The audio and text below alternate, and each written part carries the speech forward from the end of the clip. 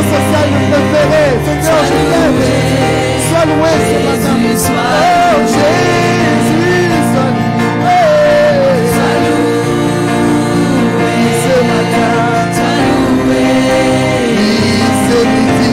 Sois loué. Le soir.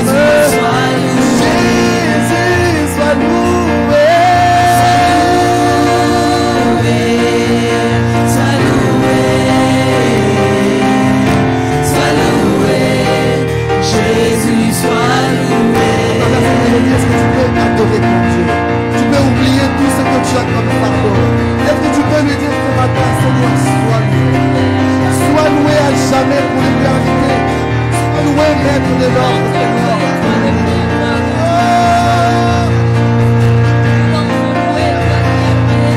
Sois loué, Seigneur, toi qui es pour le siècle des siècles. Alléluia, les dieux de l'univers.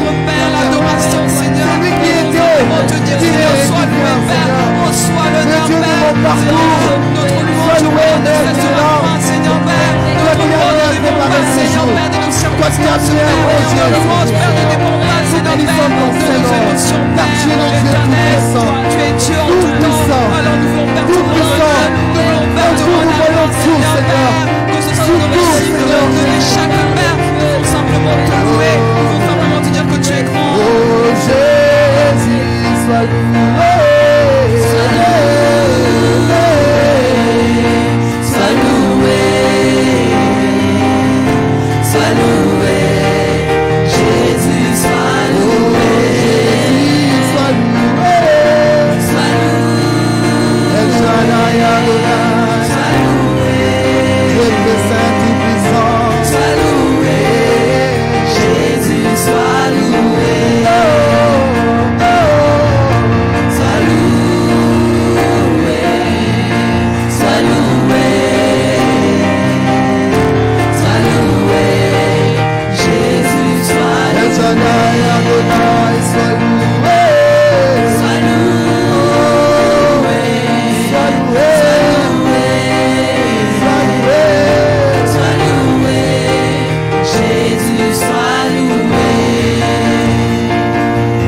Ce matin, sois loué encore, Seigneur, nous voici devant ton peuple.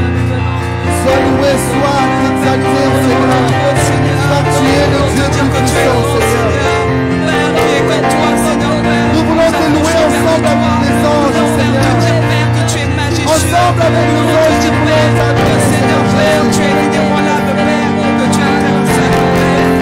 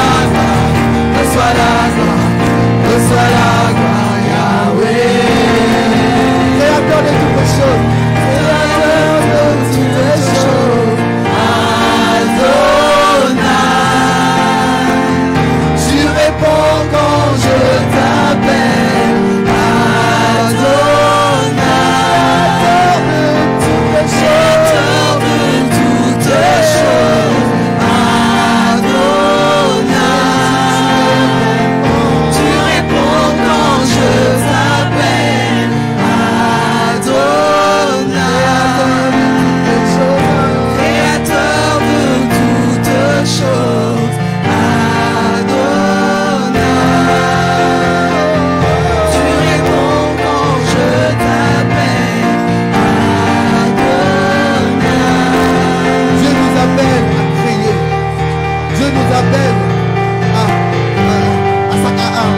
à continuer l'œuvre. Il a dit, faisons l'homme à notre image. Il te demande de participer. Ce matin, est-ce que tu peux commencer à créer? Ce matin, est-ce que tu peux commencer à demander des créations? Tu peux commencer à rajeunir des choses dans ta vie. Ce matin, est-ce que tu peux créer quelque chose? Alléluia. Fais-le car tu as le pouvoir ce matin. Dieu te donne le pouvoir de créer.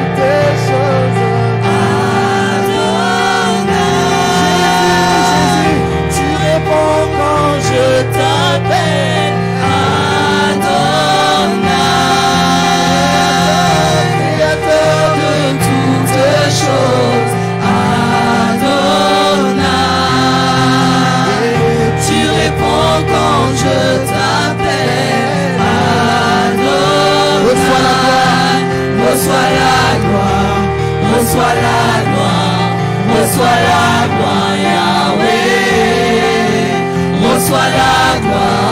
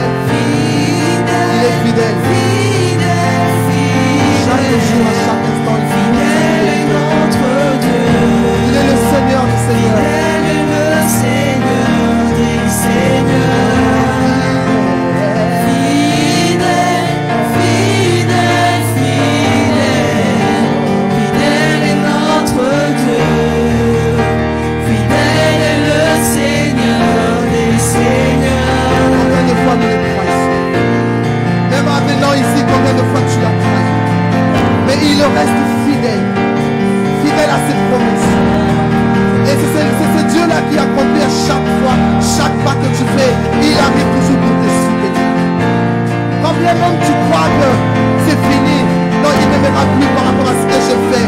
J'ai tué. Tuer, ce n'est pas seulement tuer physiquement. Tu peux tuer quelqu'un spirituellement. Tu peux tuer quelqu'un par tes pensées. Mais ce Dieu-là, il reste fidèle. Il t'attend et il tient sa main. Ce matin encore, il met encore ta main. Il étend encore sa main. Il est fidèle. Reviens à lui, toi qui es en train de me suivre en ligne. Reviens à lui ce matin si tu es fatigué. Si tu crois qu'il t'a abandonné. Ce matin, reviens. Reviens, Jésus t'appelle. Reviens ce matin. Reviens ce matin. Le Seigneur des Seigneurs. Jésus est fidèle. Venez à moi tous qui êtes fatigués. Chargés, je vous donnerai du repos. Fidèle est le Seigneur des Seigneurs.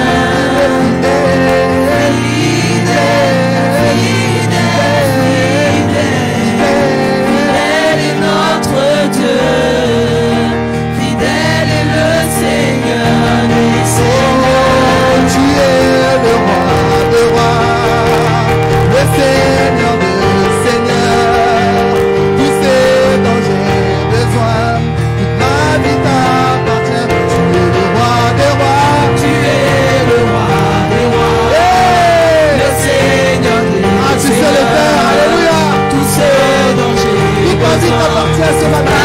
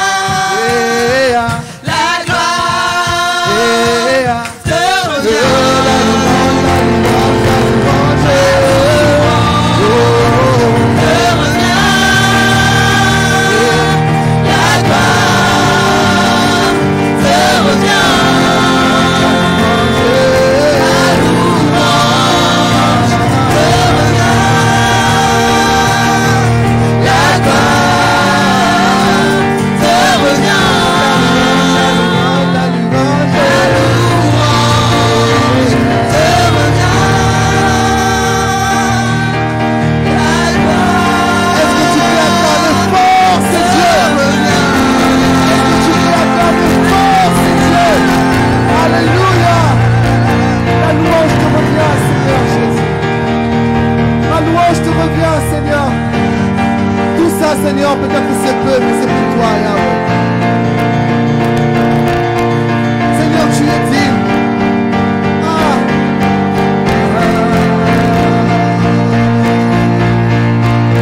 Seigneur, tu es digne.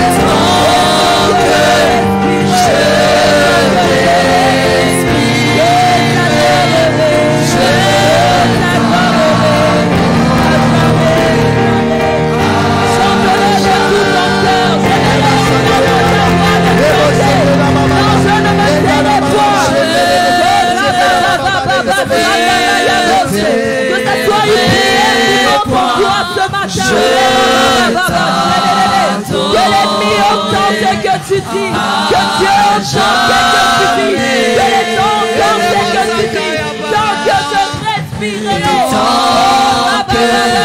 je respirerai,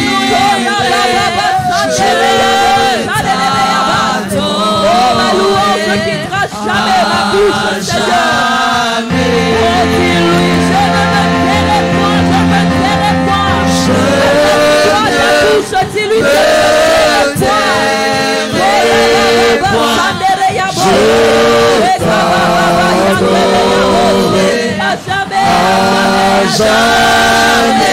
Dis-le encore, dis-le encore. Et tant que je respire, je t'adorerai à jamais.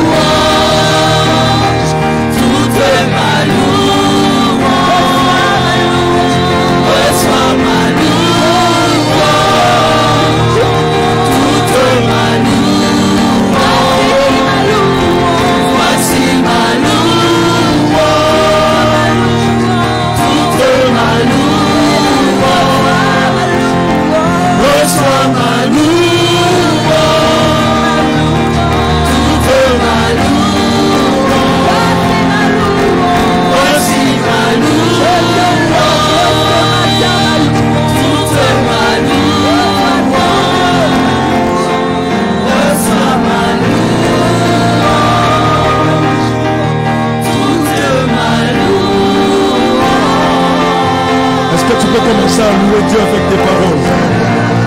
Avec un fond musical, mais nous élevons la voix pour célébrer Dieu. Bénissons-le, bénissons-le. Alléluia.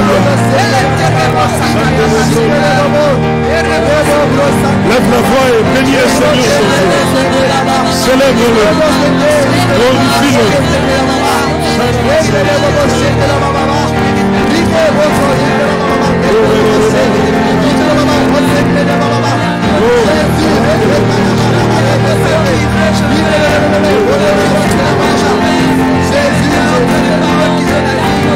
Dis-le-lui. Célèbre-le par tes paroles. Il mérite cela, il le mérite.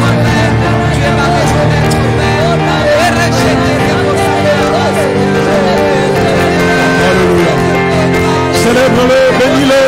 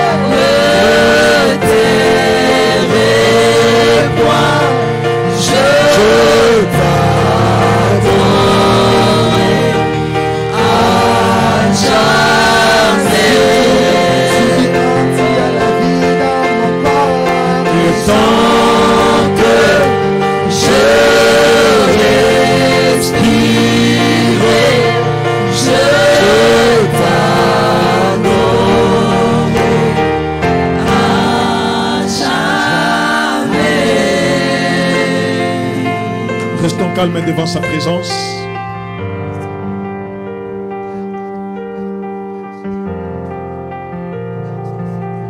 Contemple-le. Essaye de méditer, de réfléchir sur tes bienfaits dans ta vie. Tu verras qu'il mérite que tu puisses le louer. Certainement, tu lui as demandé beaucoup de choses que tu n'as pas reçues. Mais eu égard à tout ce qu'il a eu à faire, tu ne peux pas te taire.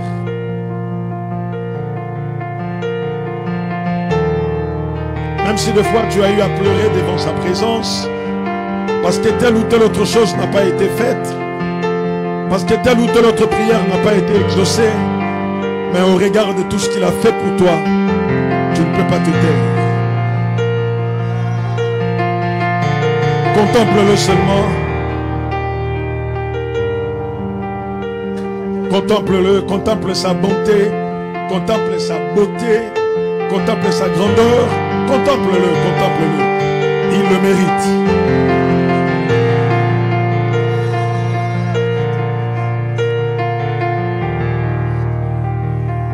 Alléluia.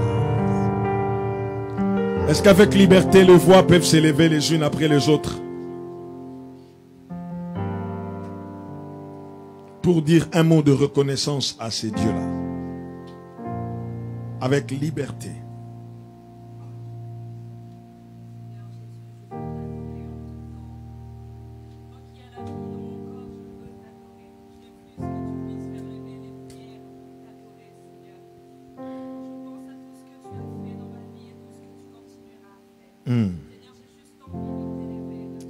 Oui, Jésus. Seigneur, je veux te montrer que tu ne m'as pas créé pour vain. Si tu m'as créé, c'est pour t'adorer, toi. Alléluia. Tu n'as pas besoin de mes services, tu as juste besoin que je puisse célébrer qui tu es. Oui. Alors dans cette intimité, j'aimerais t'honorer, te rendre. Alléluia. Tu es le Dieu de gloire, la vie fidèle, tu es mon Seigneur et mon Sauveur. Alors glorifie-toi en ce lieu, Seigneur, toi le Maître de l'univers. Glorifie-toi dans nos vies, toi le Seigneur des Seigneurs. Si on connaît des rois, nous savons que toi tu es le roi des rois. Si on connaît des seigneurs, toi nous savons que tu es le Seigneur des Seigneurs. Et ton trône est illimité, Seigneur, ton trône est éternel. Tu n'as pas besoin d'élection pour être élu. Tu es l'élu de notre cœur. C'est pas nous qui te choisissons, mais c'est toi qui nous choisis. Merci de nous avoir choisi, toi l'amour véritable. Alléluia. Qu'une autre personne lève sa voix avec toute liberté, dire un mot de reconnaissance à ces dieux. Tant que je respire, je ne me tairai point.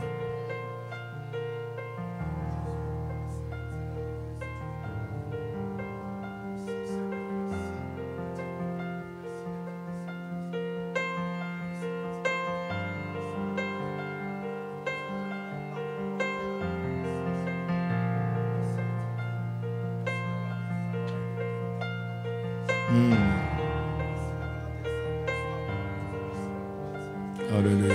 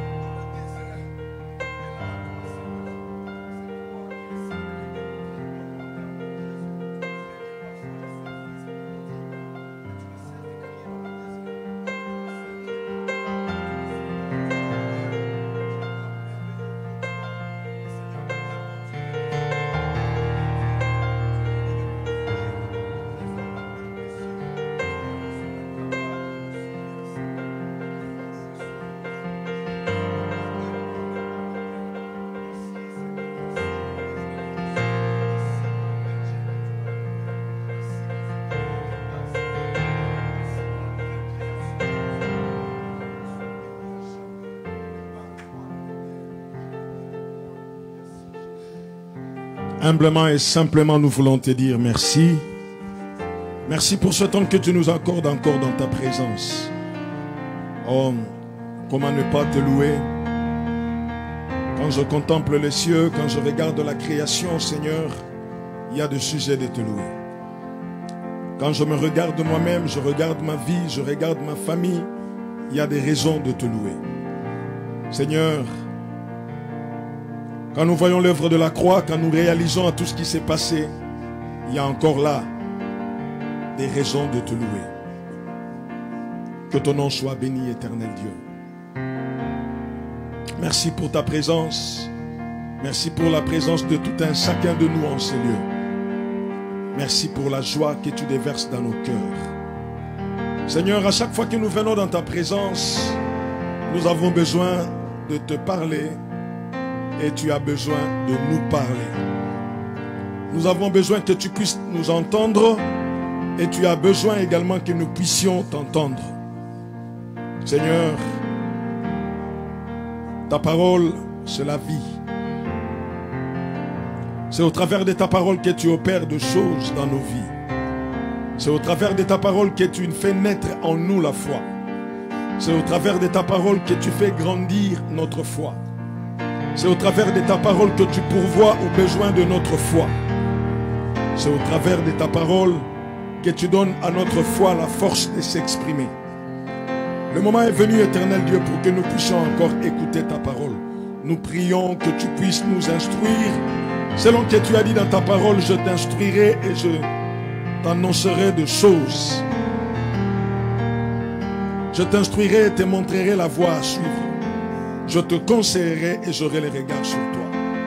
Seigneur, ce matin, nous avons besoin d'une instruction, d'une correction, d'une conviction et d'une instruction, afin que nous puissions être des hommes accomplis à toute œuvre bonne. Tire gloire dans tout ce qui va se passer ici et édifie nos vies. Sauve s'il faut sauver, guéris, délivre, affranchis s'il le faut. Éternel Dieu, fais du bien à ton peuple ce matin. Au nom de Jésus, nous avons ainsi prié et nous disons tous Amen.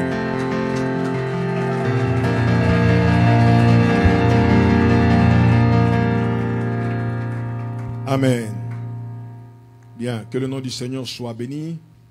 Est-ce que tu peux saluer ton voisin de gauche, de droite, de devant, de derrière? Et tu salues quelqu'un, tu lui dis, je te salue de la part de l'évangéliste Francis.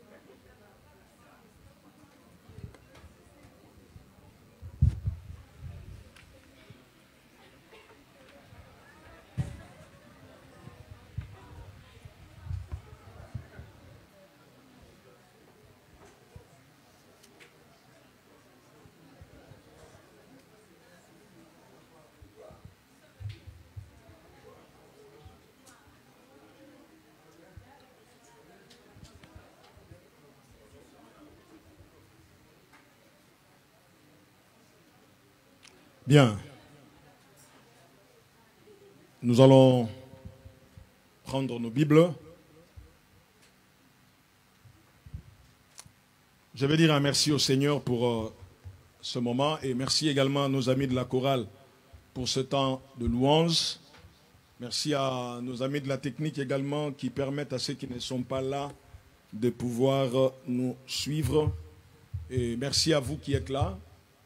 Bon nombre de personnes ne sont pas là. Je ne sais pas si c'est déjà les vacances pour les uns. Mais je croyais qu'on avait encore le temps. Je croyais. Mais je me rends compte que c'est déjà le temps de partir. Quand vous partez, moi je ne dis rien. Le jour où je partirai, que personne ne m'appelle pour dire, pasteur, tu es où? Amen. Que le Seigneur vous bénisse. Nous sommes très contents de nous retrouver encore en ces lieux. Et nous sommes en train de continuer les sujets que nous avions commencés depuis un moment donné. 4 rencontres, un cœur pour une destinée. 4 rencontres et un cœur pour une destinée. Et nous allons prendre nos Bibles dans les livres de 1 Samuel, chapitre 10. 1 Samuel, chapitre 10.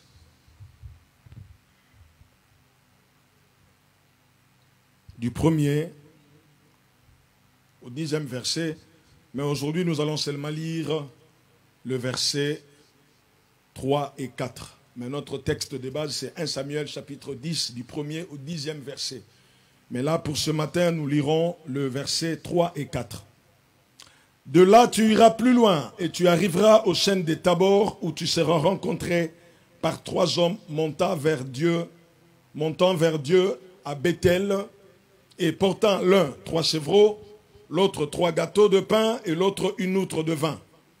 Ils te demanderont comment tu te portes et ils te donneront 2 pains que tu recevras de leurs mains. Amen. Nous avions parlé de 2 premières rencontres. La première rencontre, nous avons dit, c'était la rencontre de Saül avec le prophète Samuel. Nous avions identifié cela comme étant la rencontre que nous devons faire avec Dieu et nous avions dit que Samuel est l'image de Christ. Donc la première rencontre que Saül a eu à faire, il a croisé Samuel et ça a changé beaucoup de choses dans sa vie. Même la nourriture qu'on lui a donnée à manger, c'est une nourriture qu'il n'a jamais mangée, c'est son père. Et nous avions dit que c'était l'image de Christ. Quand nous rencontrons Christ, nous sommes placés dans notre destinée, selon qu'il est écrit dans les livres des psaumes. Nos destinées sont entre tes mains, nos destinées. Tout ce que nous devons faire, tout ce que nous sommes appelés à être, se trouve entre les mains du Seigneur. Et si nous voulons être placés sur le rail, sur le chemin de notre destinée, nous devons être en Christ. Amen. Et dans les livres des Éphésiens, il est écrit, béni soit Dieu qui nous a bénis de toutes sortes de bénédictions spirituelles dans le lieu céleste, mais en Christ. En Christ, nous avons toutes sortes de bénédictions. Et la deuxième rencontre que ce jeune homme a eu à faire dans sa vie, c'était une rencontre bizarre de 2 hommes, soi-disant vivants, mais sur la tombe de Rachel. Et nous avions essayé de parler de la notion de cette tombe-là. Nous avons parlé du nom de cette frontière.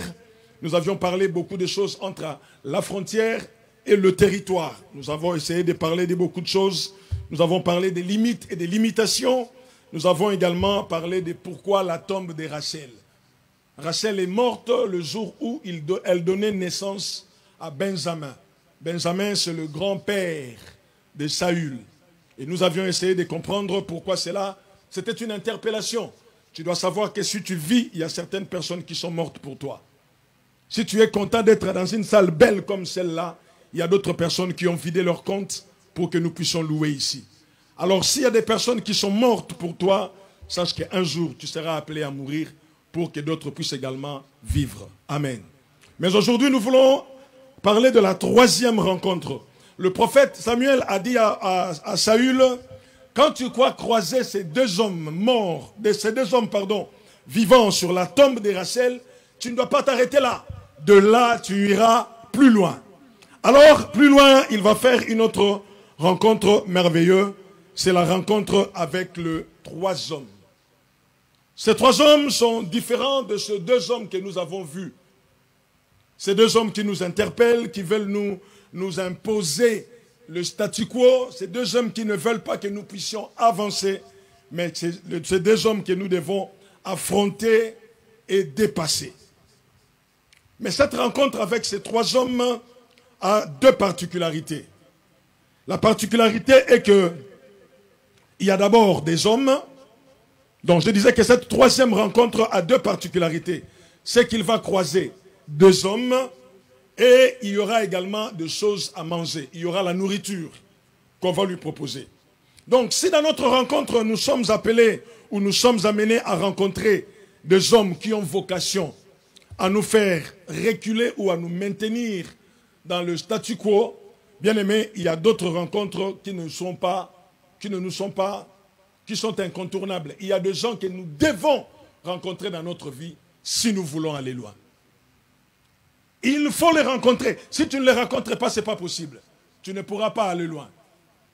Parce que ces gens-là que nous allons rencontrer, ils vont avoir des choses à faire dans nos vies et ils auront des choses à nous donner qui vont nous permettre d'être propulsés, d'aller encore plus loin. C'est ce que nous allons voir à l'image de cette rencontre. Ces hommes que Saül va rencontrer vont nous apprendre beaucoup de choses. Mais voyons d'abord les détails de leur vie. La première des choses que nous voulons voir, c'est le nombre de personnes. Ils sont 3. Ils ne sont pas 4. Ils ne sont pas 5. Ils ne sont pas 6. Ils sont 3. Ça, c'est la première des choses. Ils sont 3. Et dans la Bible, dans l'histoire de la Bible, ce n'est pas la première fois que nous voyons 3 hommes rencontrer un homme. Ça a eu lieu. Mais sauf qu'à chaque fois qu'ils font leur rencontre avec un homme, les choses changent toujours. Dans le livre de Genèse, au chapitre 18, au verset 2, la Bible parlant d'Abraham, la Bible dit, « Il leva les yeux et regarda, et voici 3 hommes étaient debout près de lui. Quand il le vit, il courut au-devant d'eux depuis l'entrée de sa tente et se prosterna en terre. » On nous parle d'Abraham. C'était au moment où Abraham est en train de passer des moments difficiles de sa vie. Abraham sait qu'il va mourir. Il n'y aura rien de bon en lui. Il vient à peine de se séparer de son neveu, des moments de difficulté, des temps un peu sombres. C'est en ce moment-là que le Seigneur va apparaître. Mais ce jour-là, ces 2 hommes ne sont pas venus tout simplement pour s'amuser. Ils sont venus pour faire 2 choses. Ils sont venus pour dire à Abraham, on reviendra. Tu auras un enfant. Et également pour informer à Abraham que nous sommes en train de partir pour détruire. Une occasion de dire à Abraham, nous voulons détruire. Si tu penses que tu as des requêtes à faire, fais-le. Et ça peut vous paraître bizarre, mais je peux me permettre de vous dire, ces 3 hommes, ce sont les mêmes hommes que notre ami Saül a rencontrés. Vous allez me poser la question, c'est écrit où? C'est moi qui vous l'ai dit. Ils sont 3. Bien aimés, dans la Bible, faites attention quand vous commencez à tomber sur les chiffres. La Bible dit que ils étaient 3 qui ont croisé Saül et ils sont également 3 à apparaître à Abraham. Et dans la Bible, les chiffres ont leur place et les chiffres sont très instructifs. Le chiffre 3 est le symbole de la plénitude divine et de la perfection du témoignage. Jésus parle en disant là où 2 ou 3. Dans l'Ancien Testament, Dieu disait le témoignage de 2 ou 3. Donc, en même temps, c'est le chiffre de la plénitude divine parce que le Dieu s'exprime en Père, Fils et Saint-Esprit. Et aussi, nous sommes en train de voir que c'est aussi le symbole du témoignage de Dieu, de la perfection du témoignage. Donc, ce qui va nous permettre à comprendre que cette rencontre-là, Saül n'a pas seulement croisé des humains, mais il a croisé Dieu dans sa plénitude. Il a croisé Dieu dans sa totalité. Ils sont déjà 3. Bien-aimés, dans notre marche avec le Seigneur, nous devons expérimenter Dieu dans toute sa dimension. En tant que créateur, en tant que Père, nous devons le reconnaître, nous devons l'expérimenter. En tant que celui qui est venu sur terre pour nous sauver, qui s'est incarné en Fils, nous devons expérimenter le salut. Et en tant qu'esprit, nous devons le vivre, nous devons l'expérimenter. Pas de vie chrétienne normale, pas de destinée réelle si tu ne fais pas une rencontre avec Dieu. Si tu ne le croises pas, les choses ne pourront pas se faire comme il se doit. Alléluia. Il va croiser ces 3 hommes. Ça, c'est la première information, ils sont 3. La deuxième information, c'est leur destination. Ces 3 hommes, ils vont où? La Bible souligne, montant vers Dieu à Bethel. À Bethel. Ils sont en train de partir pour adorer. En même temps, ils sont l'image de Dieu. En même temps, ils sont l'image des adorateurs. Ils ne vont pas quelque part ailleurs. La Bible dit, ils vont vers Dieu à Bethel. Et la version, la Bible dit, Semeur ajoute, ils vont vers Dieu à Bethel pour adorer. Ce sont des adorateurs, ce sont les amoureux de Dieu. C'est des personnes qui vivent leur vie. Quand tu leur poses la question, pourquoi tu vis? Ils te disent, moi si je vis, c'est pour Dieu. C'est des gens pour eux, ils diront comme l'apôtre Paul, pour moi, vivre, c'est Christ. Et la mort m'est un gain. C'est des personnes qui ne font aucun cas de leur vie. Le plus important pour eux, c'est aller adorer Dieu. Aujourd'hui, dans nos églises, le mot adoration règne beaucoup. Mais laissez-moi peut-être être choqué ou t'informer qu'au-delà d'être une partie du culte ou une expression de prière, l'adoration est d'abord un style de vie. Et des fois, j'entends les gens dire, là-bas, ils chantent que des cantiques d'adoration. Et quand tu leur poses la question, c'est quoi l'adoration? Ils disent des musiques un peu douces là, c'est ça l'adoration. Et c'est quoi la louange? La louange, c'est ce qui fait transpirer. Waouh! Bravo! Si c'est vraiment ça la définition des choses, c'est grave. Et quand on ralentit le rythme musical, on a comme l'impression que c'est ça l'adoration. Et quand c'est le rythme accéléré, on dit, ça c'est la louange. Bon, je vais croire, mais je vais nous poser une question. Jésus revient, alléluia. Jésus revient, alléluia. Seras-tu prêt quand il viendra? Alléluia, alléluia. C'est la louange ou c'est l'adoration? Hein? J'ai besoin d'un courageux qui s'élève pour m'affronter. C'est la louange ou c'est l'adoration? Qui a dit adoration? Pourquoi? Parce que l'adoration contient la louange. Frère, tu as compliqué les choses. Hein? C'est la louange ou l'adoration? Hein? C'est une exhortation. C'est ni la louange, ni l'adoration. C'est une déclaration. C'est une confession. Mais la musique, elle n'est pas très rythmique. Hein? Voici ma louange, reçois ma louange. C'est la louange ou c'est l'adoration? Faites attention à vos réponses. Hein?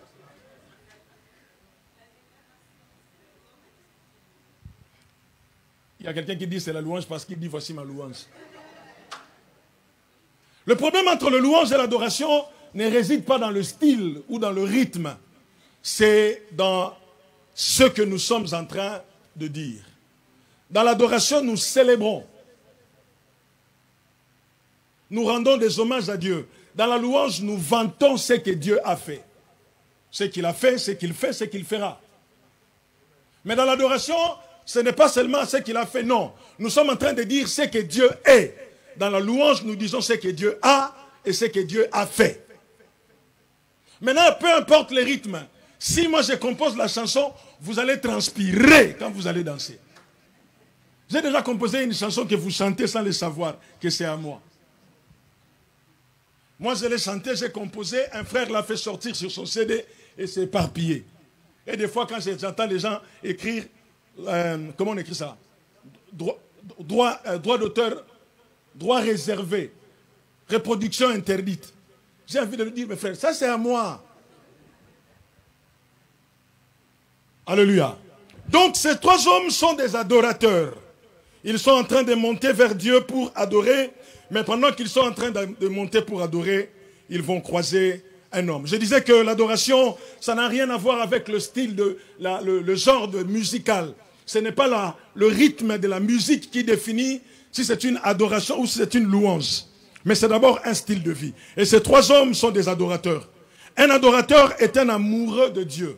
Il aime Dieu. Un adorateur fait passer Dieu devant toute situation car il connaît Dieu. Un adorateur voit Dieu et célèbre Dieu. Il voit Dieu, même s'il ne le voit pas physiquement, mais il voit ce que Dieu est. Il contemple quand il voit des choses, quand il essaye de regarder ce que Dieu a fait. En fait, la réponse que le frère a dit, la louange contient l'adoration. À vrai dire, si on pousse très loin la réflexion, il n'a pas tort. Parce que lorsque nous contemplons ce que Dieu a fait, ça nous permet de connaître ou de comprendre réellement qui est Dieu. Sur quelle base nous disons que Dieu est tout-puissant? C'est quand nous réalisons ses exploits. C'est là où nous disons qu'il est, parce qu'il l'a fait. Alléluia.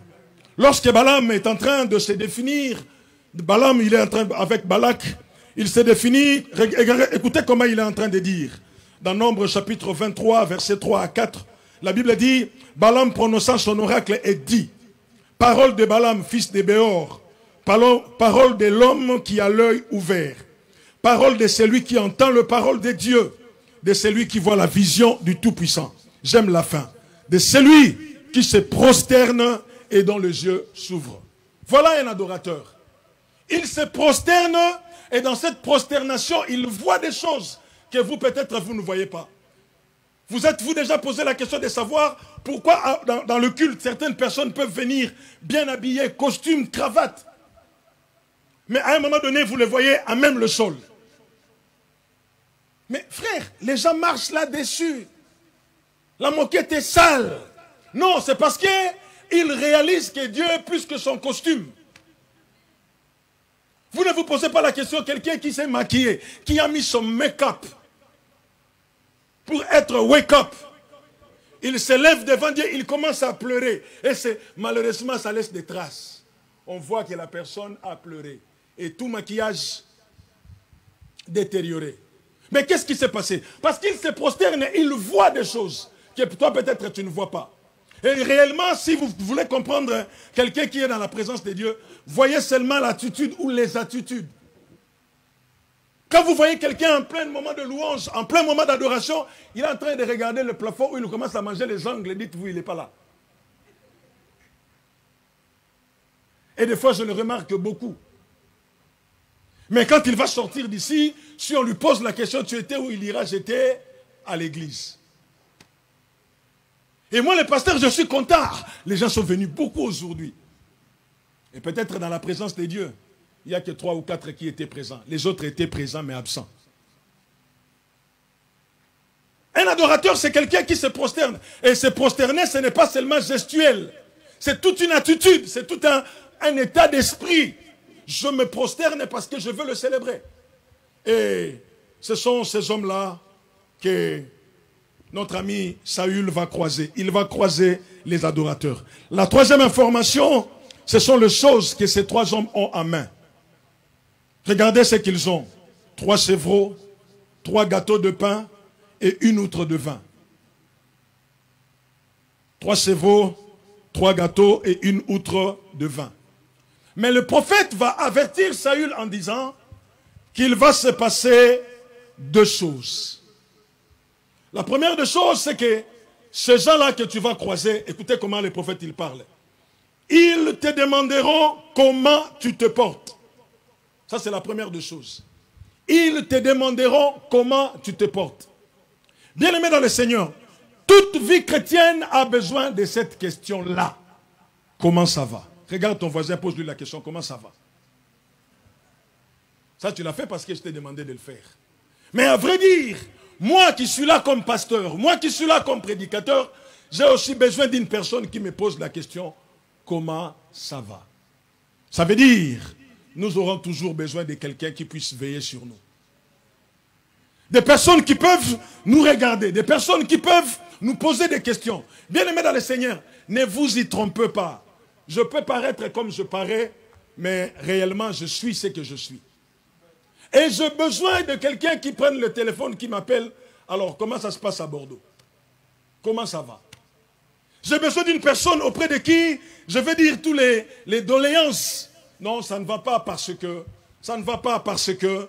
Oui, ça n'allait pas, mais depuis un certain temps, je commence à voir. Oui, les choses ne marchent pas. Ça, nous en avons besoin. Bien-aimés, ne pensez pas que le pasteur n'a pas besoin d'un pasteur. J'en ai besoin.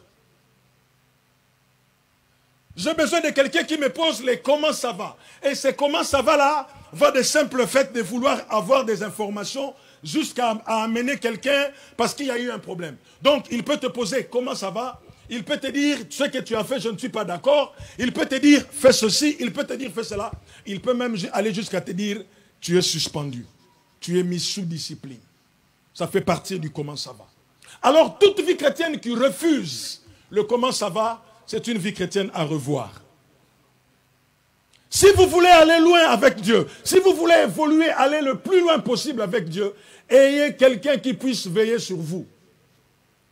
Méfiez-vous de ce que vous entendez sur Internet. Méfiez-vous de ce qu'on vous dit.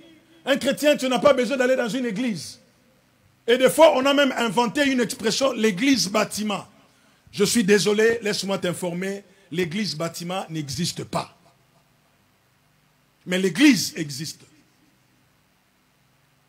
Ce bâtiment où nous sommes là, ce n'est pas une église. C'est un bâtiment qui abrite une église. Tout comme on peut enlever les chaises, on enlève tout, on met la musique, ici ça devient une boîte de nuit, ça peut se faire. Je ne définis pas l'église en termes de bâtiments, je définis l'église en termes d'individus qui viennent là. Voilà pourquoi j'ai dit ce bâtiment n'est pas une église, mais c'est un bâtiment qui abrite l'église. En d'autres mots, si je veux faire long, je dirais, c'est dans ces bâtiments-là que l'église vient prier. Donc on ne vous dise pas les églises bâtiments. Si vous entendez quelqu'un dire ça, dites-lui, l'église bâtiment n'existe pas. Mais il y a des bâtiments dans lesquels les églises prient.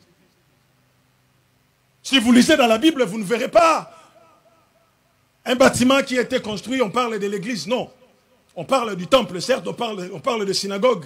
Et les églises dans la Bible, on parle de l'église qui est dans la maison d'eux. L'église qui est dans la maison d'eux. C'est seulement parce que c'est en petit nombre. Ils se réunissent dans une maison. C'est facile quand vous êtes 50 de se réunir ici. C'est facile quand vous êtes 5 de se réunir dans une maison.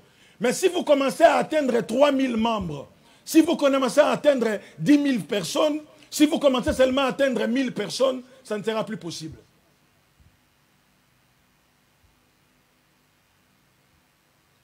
Alors quand vous dites que non, l'église c'est dans la maison, qu'est-ce que vous appelez maison? Si vous allez en Angleterre, le salon peut faire plus grand que ça. Ils peuvent réunir peut-être 1000 personnes dans le palais royal. Ils peuvent le faire. Si vous allez à Épinay ou à Savigny actuellement, ils ont une salle, je dirais même 4 fois plus grande que celle-ci. Ils réunissent des milliers de personnes. Si vous allez à Liège, dans leur église, de ces deux hommes de Dieu là, ils ont une grande église. Ils peuvent réunir des milliers de personnes.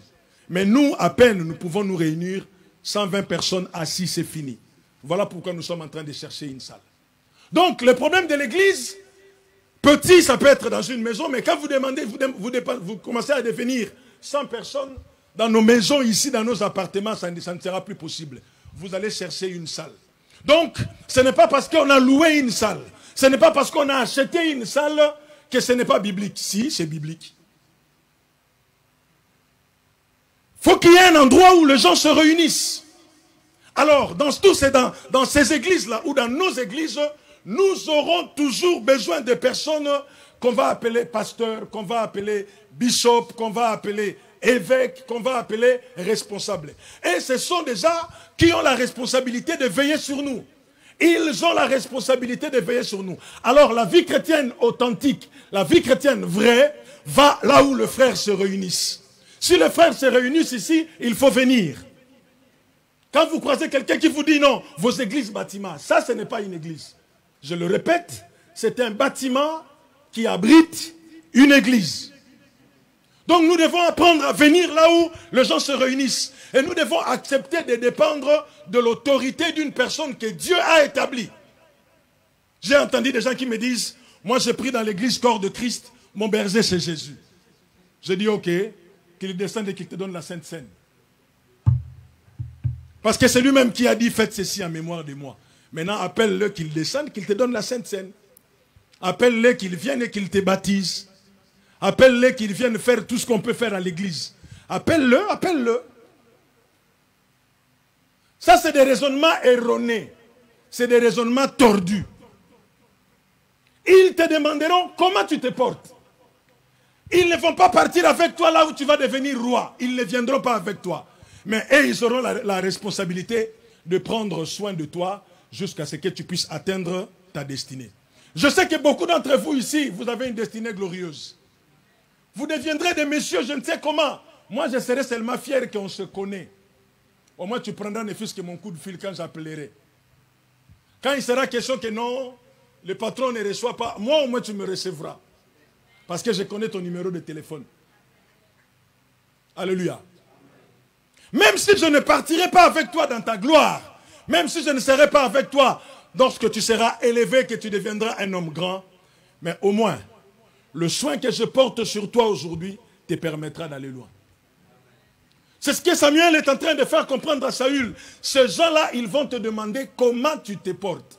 Bien-aimé, j'ai entendu beaucoup de gens dire, moi je ne veux pas de ma vie privée. Moi quand je viens à l'église, je prie, dès que c'est fini, je rentre chez moi à la maison. Ce n'est pas un problème, c'est normal. Mais j'ai des informations à te donner. Premièrement, en Christ, la vie privée n'existe plus. Deuxième raison, si tu penses que toi tu viens seulement à l'église pour Jésus, tu viens à l'église, ça finit, tu pars. Le jour où tu auras besoin d'aide, appelle seulement Jésus. Lui-même, il va venir. Du reste, il ne vient pas, il est toujours avec nous. Si tu es éprouvé, Jésus est là, console-toi. Ne dis pas, je ne vais plus aller à l'église, j'ai été éprouvé, les gens n'étaient pas venus. Non, Jésus était avec toi. Alléluia. Dans cette église, vraiment, on ne visite pas les gens. Non, Jésus est déjà avec toi. Tu n'as pas besoin de la visitation. L'église est une famille. Voilà pourquoi la Bible nous appelle de frères et de sœurs en Christ. Moïse a posé la question à ses frères hébreux. Il dit, pourquoi vous maltraitez-vous? Vous êtes frères. Même si l'église, c'est l'église de Dieu. Même si c'est Dieu qui fait toutes choses. Mais ne vous y trompez pas. Nous aurons toujours besoin de quelqu'un qui va nous demander comment tu te portes. Des gens qui peuvent prendre soin de nous. Prendre soin de nous, ça implique beaucoup de choses. Ça peut partir d'une simple question. Comment ça va? Ça peut t'amener jusqu'à venir dire ce qui ne va pas. Tu peux dire à la maison, les choses ne se passent pas bien. Des personnes qui nous posent la question de comment ça va, ce sont des personnes qui veillent sur nous. Ils prient pour nous. Ils nous disent ce que nous devons faire. J'aime l'expression qui dit, les pasteurs sont des hommes comme moi. J'aime ça beaucoup. Pourquoi il faut aller dire ça aux pasteurs? Les pasteurs, c'est des hommes comme nous. Très souvent, les gens qui disent ça, ce sont des païens. Si je veux être gentil, ce sont des religieux. C'est des gens qui viennent à l'église, mais qui n'ont pas la vie de Dieu. Moi, je ne dis pas que je suis un extraordinaire. Je ne dis pas que je suis quelqu'un qui voit les anges. Mais il y a des choses que je peux te dire, ça peut changer ta vie. Il y a des choses qu'un homme de Dieu peut te dire, peut t'amener à vivre des choses extraordinaires. Alors si tu n'as pas cette notion-là de dire que, moi, tu commences à dire que moi, les pasteurs sont des hommes comme moi, c'est compliqué. Il y avait un pasteur que vous connaissez si je cite son nom. Un de ses membres de l'église est venu le voir pour dire, pasteur, j'ai trouvé un mari qui veut m'épouser. Son pasteur, il lui dit, en tout cas, c'est bien, que le nom du Seigneur soit béni. J'aimerais que tu m'apportes ce mari. Je vais vous voir, vous deux, on va discuter. La sœur, elle vient avec la personne. Ils ont parlé. Quand ils ont voulu partir, le pasteur dit à la fille, reviens me voir après quand tu seras séparé de ton fiancé. Quand la fille, elle revient, son pasteur lui dit, ce n'est pas lui l'homme de ta vie. Arrête cette relation. Ça a créé un bruit incroyable. Pourquoi le pasteur c'est toujours comme ça? Est-ce que c'est son problème? Ils se sont mariés, le pasteur lui-même a béni le mariage. Ils se sont mariés. 2 mois après, la sœur revient voir le pasteur. Pasteur, j'en peux plus. Le pasteur lui dit, je vais prier pour toi, tu vas pouvoir. Je veux prier pour toi. Le pasteur n'a même pas eu le temps de l'écouter. Il dit, je vais prier pour toi, tu vas pouvoir. La soeur, elle revient. Le pasteur lui pose la question, c'est quoi le problème? Il dit, pasteur, il sort le soir, il revient le matin avec des chaussures à la main. Le pasteur lui a dit, je t'avais dit dès le départ. Il y a un ami à moi, il habitait Toulouse à un moment donné. Il vient me voir à Paris avec une fille. Il me dit, évangéliste, je suis venu te présenter ma fiancée. J'ai regardé la fiancée, je lui ai dit non. Ce n'est pas lui. La fille, elle fait, ah, pourquoi pas moi? J'ai dit, parce que ce n'est pas toi. J'entends quelqu'un dire, ça c'est l'évangéliste. Je l'ai direct. Ouais, c'est moi. Je lui dis en face de la fille, j'ai dit, c'est pas elle. Et je vois encore l'image de ce jour-là. On était à l'église, pour ceux qui connaissent Épinay, à l'entrée de la grande porte. J'ai dit, non, c'est pas lui. Et le pasteur Noëlla était à côté. Quand on se sépare, il me dit, Evanza. J'ai dit, pasteur, ce n'est pas lui. Quelque temps après, on me demande d'aller commencer une cellule à Toulouse, mais dans la maison de ce frère-là. Je vais à Toulouse, je reviens, j'ai dit au pasteur Noëlla, ça ne sert à rien. Il me dit, comment ça ne sert à rien? J'ai dit, premièrement, la fille, elle est enceinte. Il fait, ah, j'ai dit, pasteur, je savais que ce n'était pas elle. Et aujourd'hui, à l'heure où nous parlons, ils sont séparés, le frère n'arrive plus à se marier. Et à chaque fois qu'on se voit, il me dit, j'aurais dû t'écouter. Quand tu commences à parler en termes de j'aurais dû, c'est passé. Et malheureusement, le passé est passé. Apprenez à écouter lorsque ton pasteur te dit à l'église, ne t'invente pas en disant, qui est-il? Il est un homme comme moi. Aussi, je suis un homme comme toi, je ne dis pas le contraire. Élie était un homme de même nature que nous. Il a prié, le ciel est fermé. Il a prié, le ciel s'est ouvert. Il était un homme de même nature que nous. Toi aussi va prier, ferme-nous le ciel, moi je vais l'ouvrir. Ils te demanderont comment tu te portes. Ils vont veiller sur toi. Ils vont se soucier de ta vie. Bien-aimés dans le Seigneur, si vous fréquentez une église, apprenez à écouter vos responsables. Il y a une phrase que mes amis disent souvent, l'autorité que tu reconnais te protège. L'onction que tu reconnais te bénit. Si tu ne reconnais pas mon autorité, ce n'est pas un problème. Hein? Moi, je reconnais l'autorité de mon pasteur qui m'a envoyé à Bordeaux. Si ça ne dépendait que de moi, à l'heure où je vous parle, je serais à Paris. Il ne m'a pas dit, Dieu m'a montré que tu dois... Non, il m'a dit, viens. Je veux que tu ailles t'installer à Bordeaux. Pourquoi? Parce qu'il faut qu'on commence une église à Bordeaux. Ok. Et à chaque fois qu'on parlait, chaque fois que je venais, quand on a commencé Bordeaux, quand je voyais que les choses n'allaient pas, je me disais, bon, je suis incapable, hein, de toutes les façons, je ne l'avais pas négocié, on m'avait envoyé. Donc je vais l'appeler pour lui dire que là où tu m'as envoyé, je n'arrive pas, toi-même viens assumer. Et à chaque fois que je l'appelais, je lui disais, mais tu vois, il me disait, t'inquiète, ça va aller. Même quand moi je disais pendant des heures et des heures, lui il clôturait par des secondes, t'inquiète, ça va aller. Des fois, je me voyais ridicule. Je dis, mais pourquoi j'ai beaucoup parlé? Lui, il a parlé seulement peu. Et des fois, c'est lui qui prend le téléphone. Ça va? Bisous, ça va? Les enfants. Et Beryl, il continue avec le foot. Ils te demanderont comment tu te portes. Si tu ne veux pas que je te pose la question comment tu te portes, ce n'est pas un problème. Une charge de moi. Au moins, je garde mes paroles. Mais c'est dans ma responsabilité, même si tu ne veux pas que je te pose la question, quand je prie pour l'église, je prie pour toi.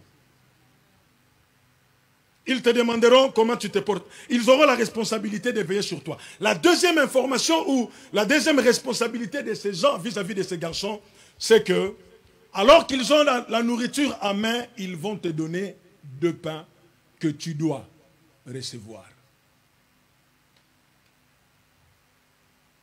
Ils ont beaucoup de choses. Ils ont des chevreaux, ils ont du vin et ils ont du pain. Lorsqu'Abraham va croiser Melchisédek dans Genèse chapitre 14, la Bible dit que Melchisédek a apporté du pain et du vin qu'il a donné à Abraham. Mais ici, il y a du pain, il y a du vin. Mais il ne donne pas le vin, il donne seulement le pain. Parce qu'eux aussi, ils sont des adorateurs, ils vont aller offrir. Mais ils disent, comment tu vas, qu'est-ce qui se passe? Il lui donne quand même un peu du pain, il lui mange.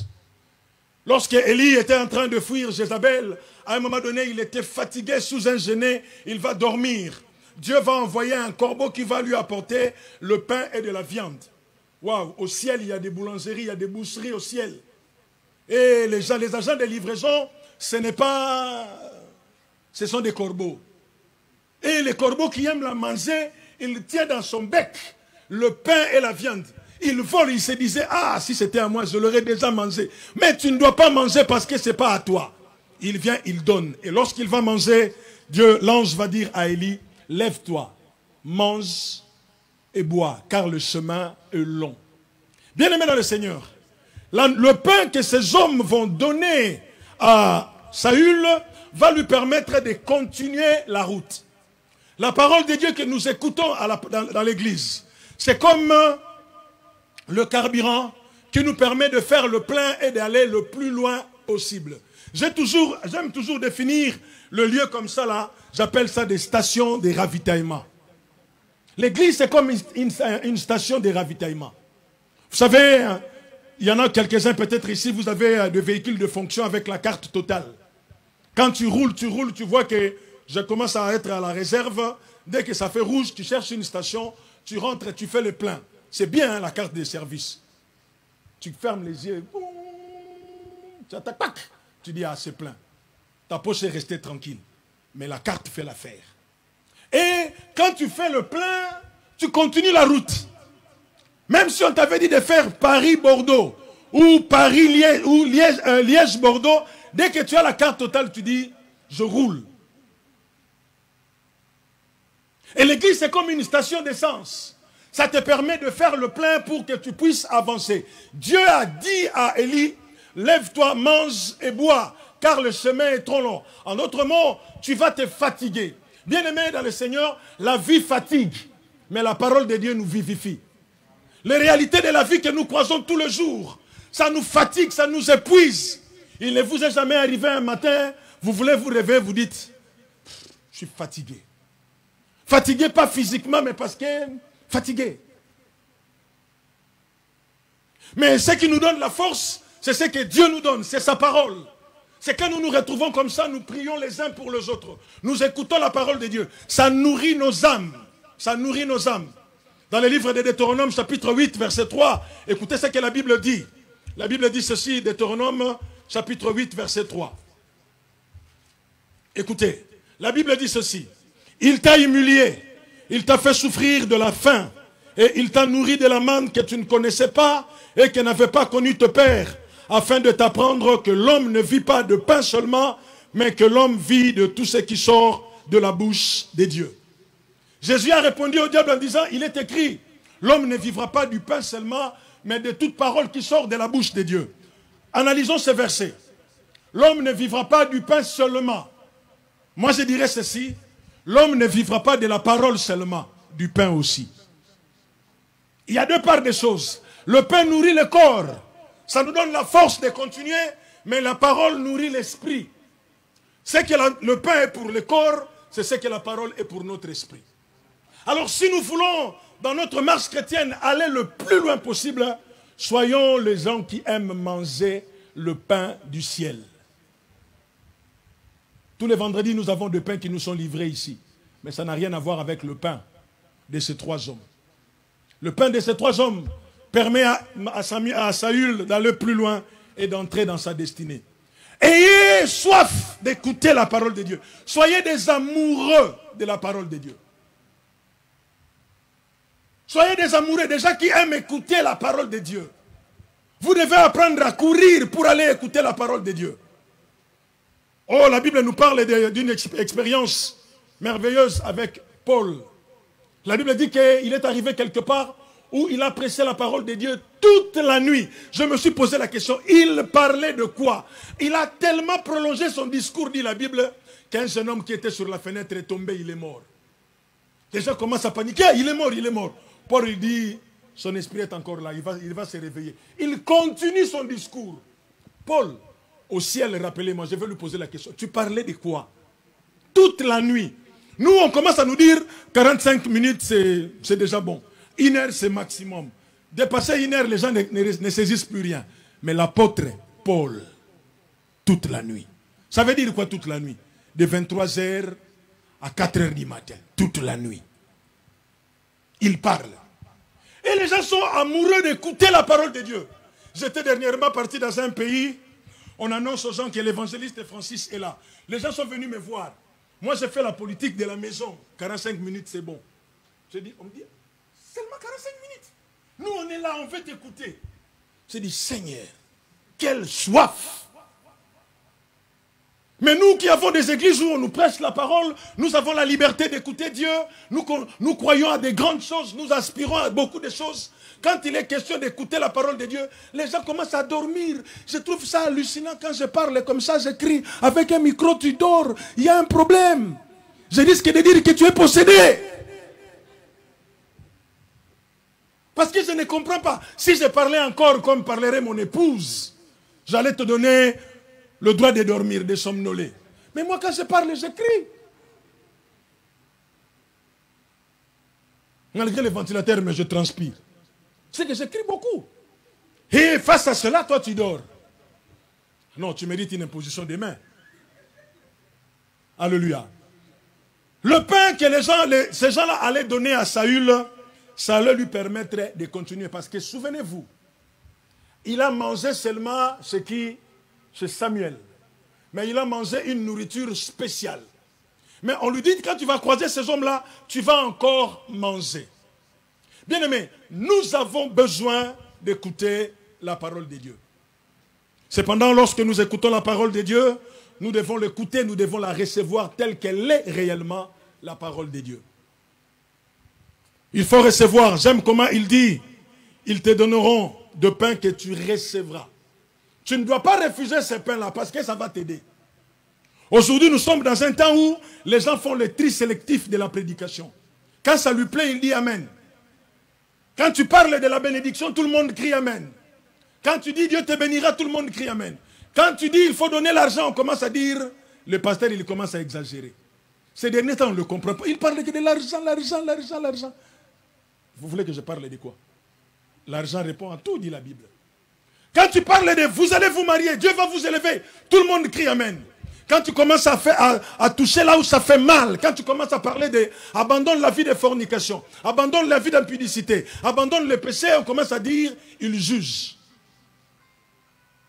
Mais quand j'avais dit que Dieu t'élèvera, personne n'a dit qu'il juge.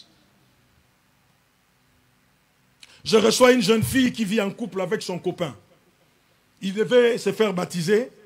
Et comme ça s'est fait, avant le baptême, on passe par un tas d'entretiens. La jeune fille, elle vient, on discute. Je me rends compte qu'il y avait un problème. Donc il me dit, moi j'ai quitté chez nous, je vis en couple avec mon copain. J'ai dit, vous vivez, c'est-à-dire quoi? Il me pose la question, tu veux que je dessine ça sur un tableau? Je vis avec un copain. J'ai dit, non, vous n'avez pas besoin de dessiner. Je voulais vraiment que vous soyez clair. J'ai dit, alors, c'est un péché. Il fait, pourquoi?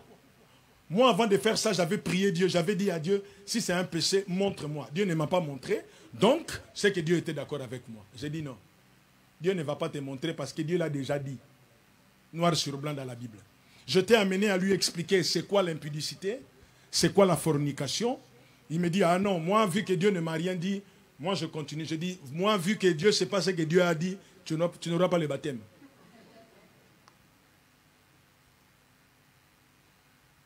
J'ai dit, tu n'auras pas le baptême. Aujourd'hui, les gens aiment ceux qui font plaisir. Jonathan, je ne sais pas pourquoi je suis devenu tolérant, frère.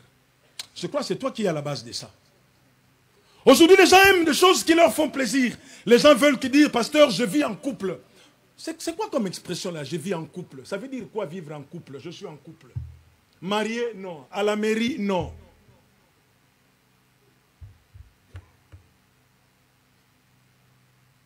Mais les gens veulent aller loin avec Dieu, tout en gardant ce qui leur font plaisir. Je me suis posé la question, quand Jésus appelle Pierre, il dit à Pierre, il appelle Jean et Jacques, il leur dit, suivez-moi, je ferai de vous des pêcheurs d'hommes. La Bible dit, ils abandonnèrent là leur filet et le suivirent. Mais pourquoi ils ne l'ont pas suivi avec leur filet? C'est ce qui leur permettait de vivre, non? C'est ce qui leur permettait de manger. Mais prenez vos filets et suivez Jésus. Non, en fait, quand tu veux suivre Jésus, il faut abandonner la vie passée. Parce qu'avec Jésus, tu vas commencer une nouvelle vie. Quand tu veux vivre avec le Seigneur, tu veux marcher avec Dieu, tu veux aller loin avec Dieu, mais en gardant ta vie passée, ça ne marche pas. Et très souvent, tu vas dire, les gens finissent par dire, moi je ne vois rien de spécial. Oui, le spécial est réservé pour ceux qui font totalement confiance en Dieu. Ils vont te donner le pain que tu recevras. Je me suis posé la question, mais si on te donne, tu prends toujours, mais pourquoi Samuel va insister en disant, ils te donneront le pain que tu recevras? Comme pour dire, attention, ce pain-là, ça peut être un pain complet. C'est nutritif. Tu seras tenté de prendre. Ça peut être seulement une simple baguette. À force de manger, on te dit, attention, ça apporte quoi le pain, Jean-Noël? Ça fait grossir, voilà. Or, nous savons tous qu'en Europe, les gens n'aiment pas trop grossir. Maintenant, les gens vont te dire, moi j'aime le pain complet.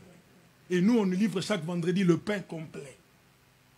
Peut-être que c'est un pain simple. Si tu continues à manger, ça va te faire grossir. Mais attention, s'il te le donne, tu dois prendre. Même si ça fait grossir, même si ça fait mincir, même si ça fait allonger, tu prendras ce pain-là. Parce que ton avenir en dépend. Bien aimé, la parole de Dieu, même si elle te fait mal, il faut la prendre. Même si elle te fait mal, un homme de Dieu a dit, la parole de Dieu c'est comme un bistouri. Quand on te déchire, ça fait mal, mais c'est pour ton bien. Ne soyez pas de ceux-là qui cherchent ce qui plaise aux oreilles. Prenez tout ce qu'on vous prêche. Acceptez cela, croyez à cela. Si on te dit, laisse, laisse. Ce n'est pas parce que papa, maman ne disent rien que le pasteur ne doit rien dire. Si vous avez un pasteur comme moi, c'est compliqué. Alléluia. Ils te donneront 2 pains que tu recevras de leurs mains. Cependant, je vais terminer par là. Si ces gens ont l'obligation de te poser la question, comment ça va, et te donner le pain que tu dois prendre, toi aussi, Saül, tu as une responsabilité vis-à-vis de ces gens-là.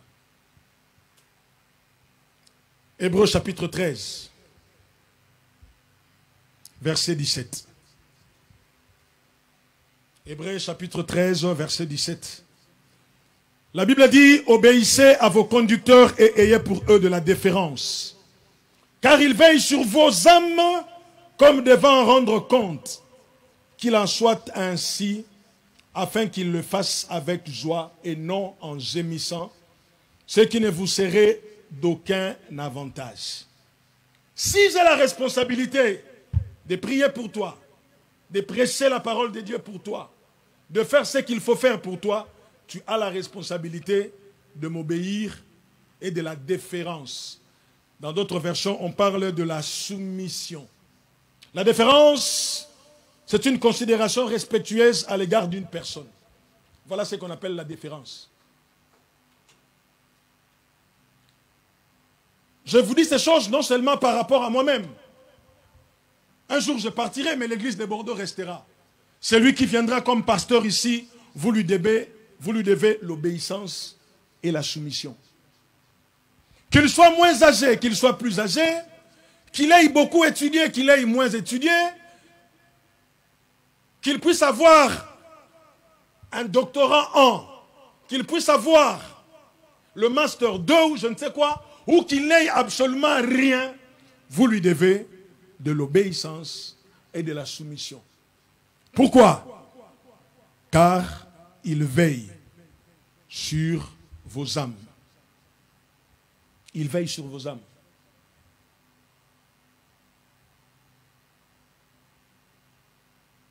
Il veille sur vos âmes.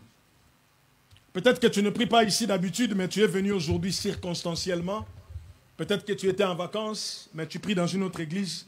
Mais laisse-moi te poser la question. Parce que je sais que tous ceux qui prient à Bordeaux ici me sont soumis. Et ils ont de la considération vis-à-vis de moi. Je vous aime, mes amis de Bordeaux. Mais laissez-moi te poser la question, toi qui es là, qui viens d'ailleurs. Comment tu te comportes vis-à-vis de ton pasteur? Je partais dans une église en Belgique. Alors, il y avait une maman là-bas. Son pasteur l'a surnommée Épine. Vous imaginez? Son pasteur l'a surnommée Épine. Comment j'ai su cela? Parce que Pendant qu'on prêchait, il y avait un homme qui prêchait. Il parlait tellement bien et il disait des bonnes choses. Moi, ça me fait du bien. Vous savez, à l'église, chaque personne a sa façon d'écouter. Les prédicateurs écoutent comme les prédicateurs. Parce qu'ils se disent, je m'enrichis, je vais encore prêcher ailleurs. Mais il y a des gens qui disent, non, mais c'est trop. Alors, j'entends que derrière moi, quelqu'un qui boude, qui murmure. Je tourne vraiment, je le regarde. Il me fait, oui, oui, regarde-moi. C'est trop là, il a beaucoup parlé, il faut qu'il arrête. Je me suis posé la question, comment quelqu'un peut-il se permettre de parler comme ça? Alors, j'avais un ami qui était décédé, qui habitait c'était dans son église. Quand le culte il finit, j'ai dit, c'est qui cette maman-là? Avant de me répondre, il commence à rigoler. Il me pose la question, elle a fait quoi? J'ai dit, non. Est-ce que c'est vraiment un membre de votre église? Il dit, attends, on va aller voir le pasteur, comme ça tu diras toi-même au pasteur. Alors, on arrive chez le pasteur, il dit au pasteur, Francis, il veut te parler. C'est quoi le problème? J'ai dit, il y avait une maman là, elle me pose la question, elle était comment? Mon ami cite les noms. Le pasteur il fait, ah, mon épine. J'ai dit, oh. Comment ton berger peut t'appeler son épine? Et je pose la question à mon ami, est-ce qu'elle est au courant? Il dit, oui, tout le monde le sait, c'est l'épine du pasteur. Comment tu peux vivre comme ça? Comment tu peux être dans une église où tu n'as aucune soumission à ton pasteur? Dans une autre église, là c'est pas en Belgique, c'est en France, plus précisément dans la région parisienne, les membres ont surnommé la femme de leur pasteur Lucie.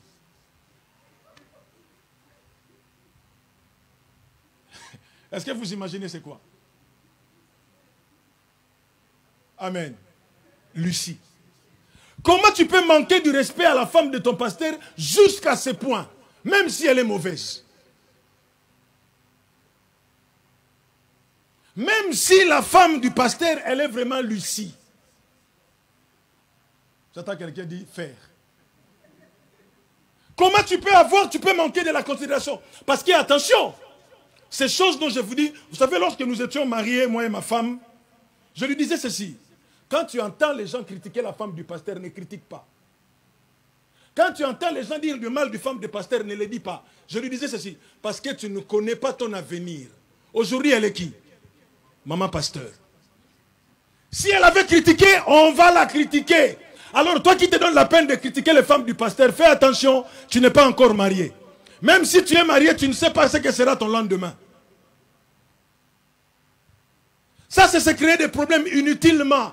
Bien aimé, la Bible dit, ayez pour elle de la déférence, de la considération. Si tu me respectes, s'il te plaît, respecte mon épouse. S'il te plaît, respecte mon épouse. Parce que si tu veux défendre, si tu veux menacer mon épouse, je vais la défendre.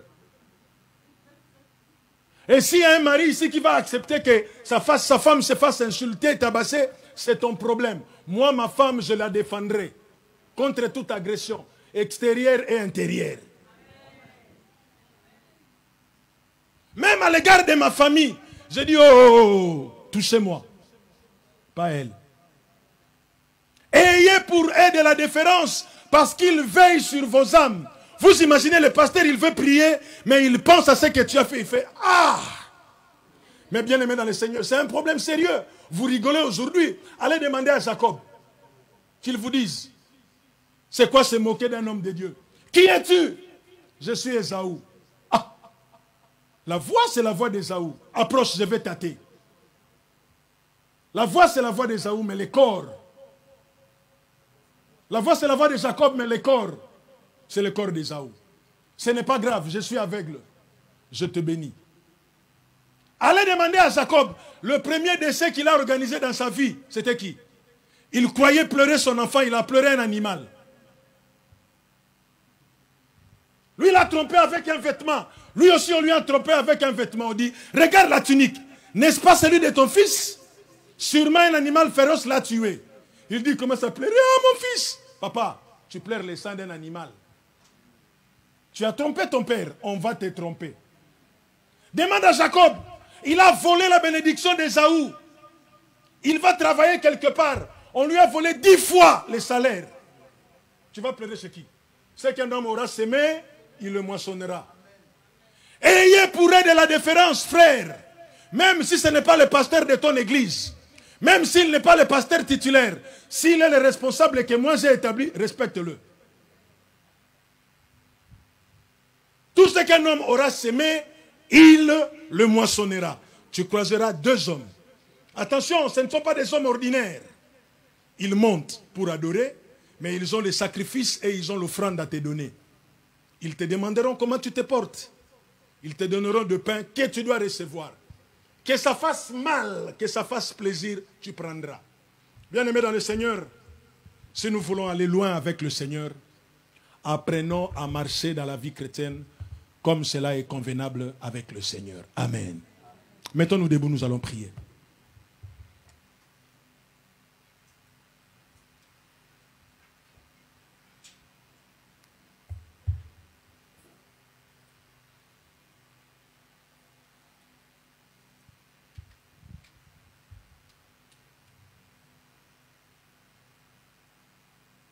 Tu as une destinée qui doit t'amener à un moment de gloire. Mais tu as aussi des rencontres à faire.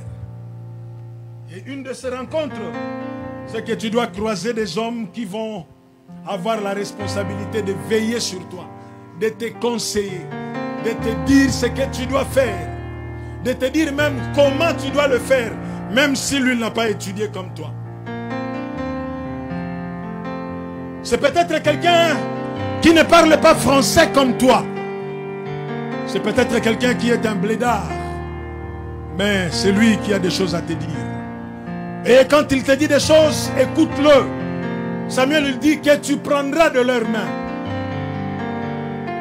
Qu'en est-il de la soumission et de l'obéissance vis-à-vis de toi? Ces personnes peuvent aussi être tes parents.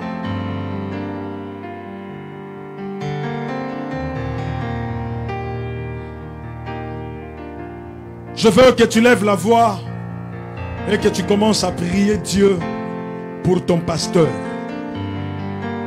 Même si tu as un pasteur en Afrique, prie pour lui. Dis à Dieu, Seigneur, mets dans ses mains le pain que je dois recevoir. Si c'est moi, prie pour moi.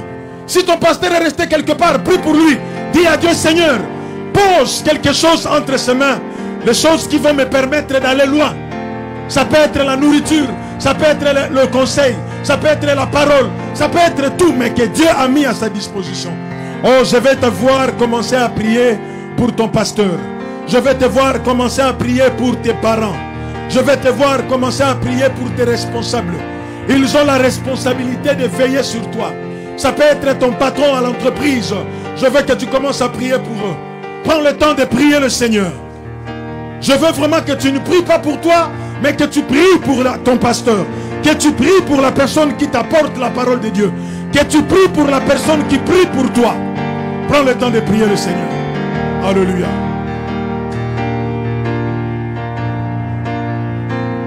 Prie pour ton responsable de département.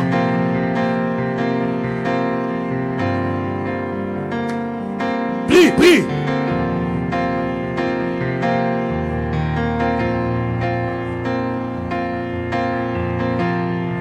La troisième rencontre nous apprend la soumission, l'obéissance, la considération.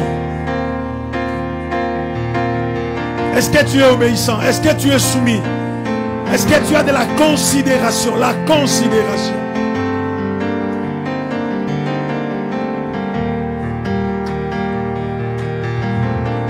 L'énergie à venir dépend de ce que tu recevras de leurs mains.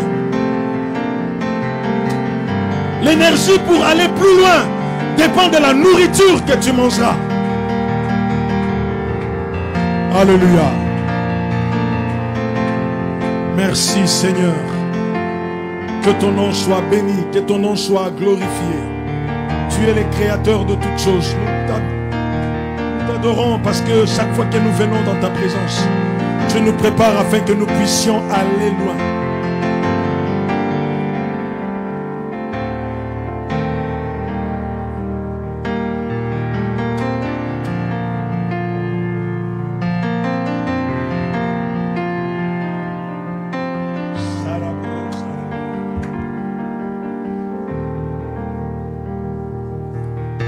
Seigneur, notre Père et notre Dieu, que ton nom soit béni. Nous voulons te rendre toute la gloire, éternel Dieu, parce que chaque fois que nous venons dans ta présence, tu nous apprends de choses. Aujourd'hui, tu nous fais comprendre que si nous voulons aller loin, nous devons être obéissants.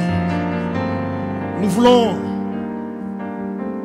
avoir de la soumission et de la considération envers des personnes que tu as établies sur nous, qui ont la responsabilité de nos âmes. Seigneur, s'il y a une prière que je peux t'adresser en ce moment précis, c'est que tu nous donnes, que tu donnes à chacun de nous d'avoir ces attitudes, l'obéissance, la soumission, la considération, afin qu'au travers d'eux, nous puissions recevoir ce qu'ils vont nous donner et qu'ils nous les donnent avec plaisir, avec joie, Seigneur Dieu.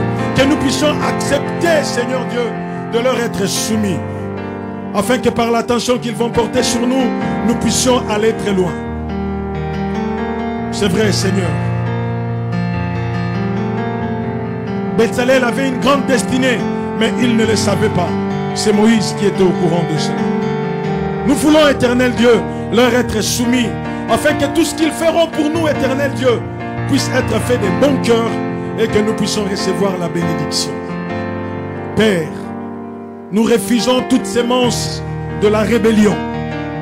Nous refusons toute sémence d'insoumission.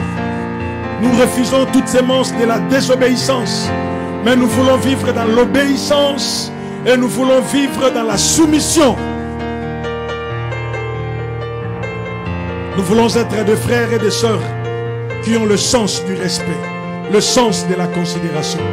Parce que de ces choses dépend notre bénédiction. Aide-nous, Seigneur, à vivre avec ces éléments. Pour la gloire de ton nom, Jésus, nous avons ainsi prié et nous disons tous Amen.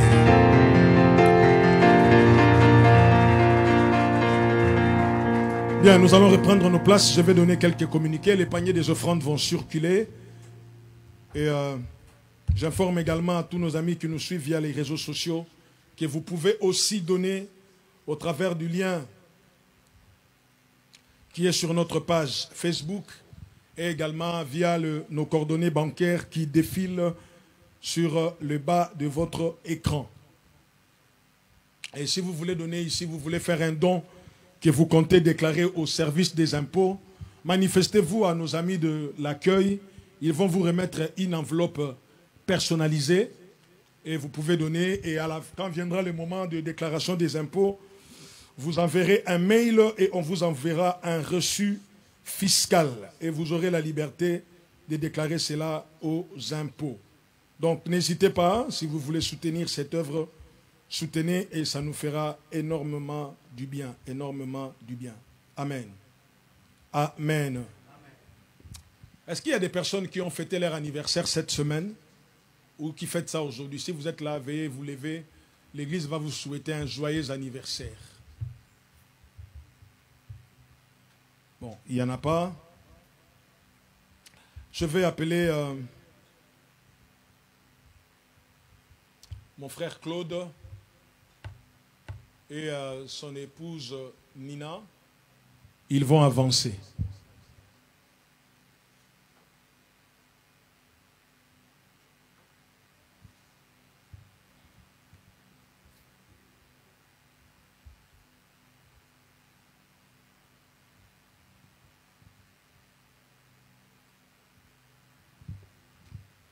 Amen. Vous le voyez, non? Est-ce que vous le voyez? Non, Nina, regarde là-bas, tu n'as pas besoin de me regarder. Bon, nos amis Claude et Nina vont régulariser leur union. Ils sont déjà mariés, mais ils vont encore faire leur mariage. Ils vont recevoir la bénédiction au milieu de nous. Et j'ai voulu que vous puissiez les savoir. Donc Nina, même si vous voyez dans ses doigts, il n'y a pas encore d'alliance, ne pensez pas qu'elle est femme libre. Donc si tu commençais à prier pour elle, c'est mort, comme disent les jeunes. Donc ils vont se marier et nous serons là pour assister à la bénédiction et participer également à leur bénédiction.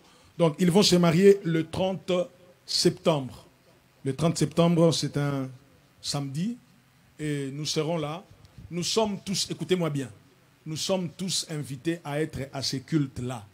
Mais nous ne sommes pas tous invités à la soirée. Il ne faut pas aller voir Nina ou Claude dire « Nina, moi vraiment ». Non, tu viens à l'église. On va prier, on va chanter, on va danser ici à l'église. À la salle, ils sont libres d'inviter qui ils veulent. Même si moi, ils ne m'invitent pas, j'en ferai pas un problème. Mais nous sommes invités. Regarde devant. Nous sommes invités ici à l'église. Donc, nous continuons à prier pour ce mariage-là afin que ça se passe très bien. Alors, si parmi nous, il y a des personnes qui vivent encore une union libre, sans engagement, sans tout ça, mais que vous voulez faire des choses bien, venez nous voir et nous allons organiser les choses afin que vous puissiez recevoir la bénédiction de l'Éternel. Amen. Merci beaucoup. Vous allez regagner vos places. Donc, retenez la date, samedi 30 septembre.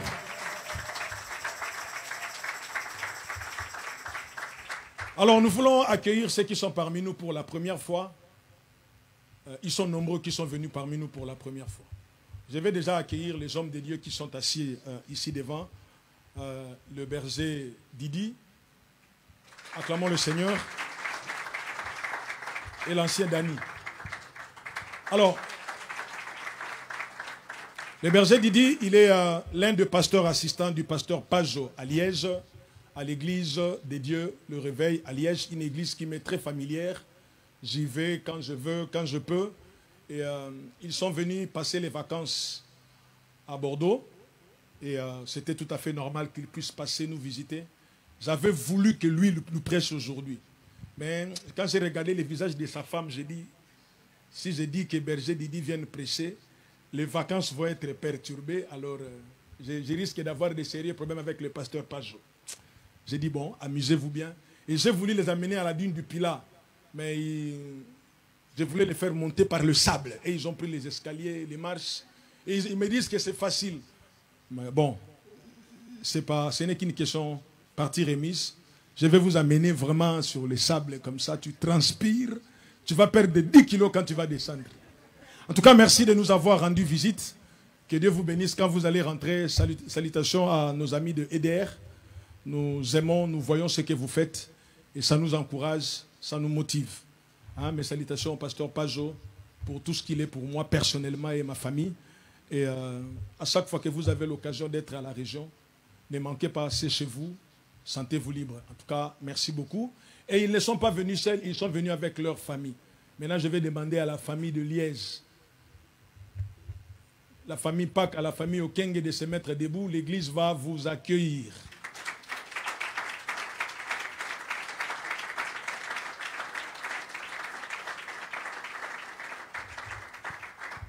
Merci beaucoup pour votre présence. Que Dieu bénisse votre séjour ici. Après les cultes, ils vont continuer leur périple. Ils sont en train de visiter le monde. Mais ils ont commencé par Bordeaux. Alors, Dani qui est derrière là-bas, lui, là, avec moi, on a beaucoup de relations très particulières. Il s'est donné le luxe d'épouser ma fille. Donc, et lui, je peux même le réquisitionner. J'ai dit, au nom de... Tu restes là, il n'aura rien à dire. Mais comme il y a les bergers là-bas, j'ai peur du berger. Alors, nous voulons accueillir nos amis qui nous viennent de la région parisienne.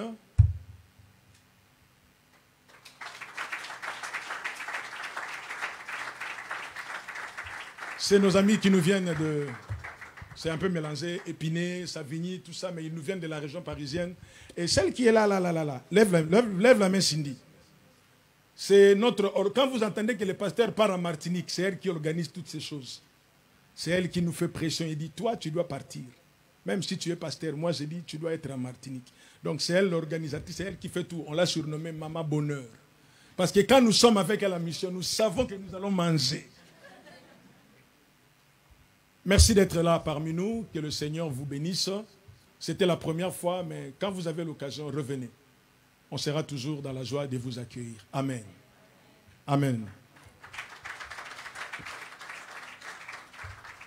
Bien, nous sommes arrivés à la fin et nous voulons remercier l'Église par rapport à notre retraite. par rapport à la retraite que nous avons organisée avec le jeune. C'était un retraite merveilleux. Ceux qui n'étaient pas là, vous avez raté, mais Dieu est encore là. Hein? Je vois quelqu'un qui regarde les selles qui dit « Seigneur ». Je n'aurais pas dit « raté ». Tu as raté. Mais c'était bien et nous bénissons tous ceux qui nous ont soutenus pour cette retraite. Que le nom du Seigneur soit béni. On aura d'autres occasions que nous aurons à organiser. Et ça sera une très bonne chose. En tout cas, à chaque fois que vous entendez que nous organisons une retraite, il ne faut pas hésiter. Amen.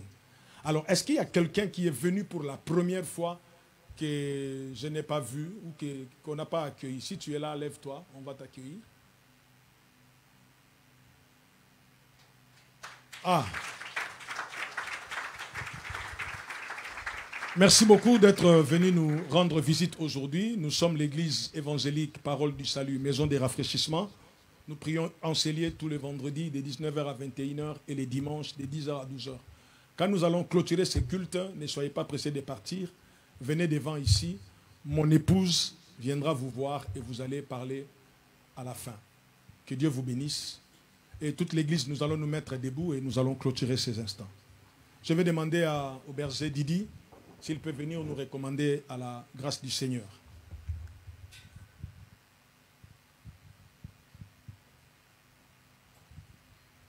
Prions le Seigneur. Éternel notre Dieu, nous voulons te dire encore merci. Merci pour ce temps, Seigneur, que nous avons passé dans ta présence. Ce moment béni, ô Dieu, dans la louange, dans l'adoration.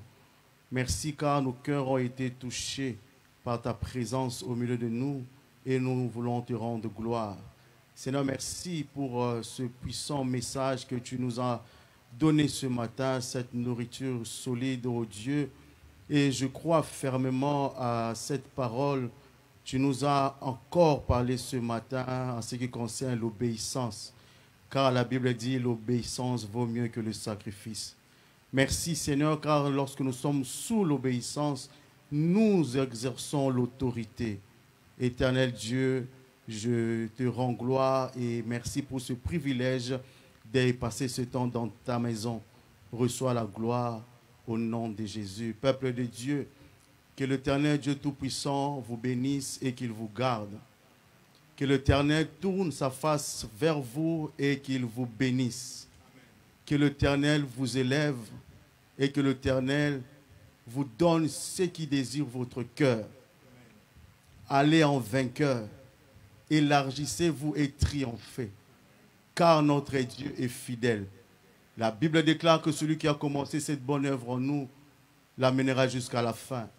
Et j'ai la foi que tu arriveras. De la semaine qui va commencer, les portes s'ouvriront, le ciel te sera favorable. L'Éternel mettra sa main sur toi et te fera avancer. Comme il a dit à Saül, de là, tu iras loin. Et je crois que là où tu es ce matin, ce n'est pas ton terminus, mais tu iras encore plus loin. Si tu crois à cette déclaration, dis Amen 3 fois. Amen, Amen, Amen. Que le Seigneur vous bénisse.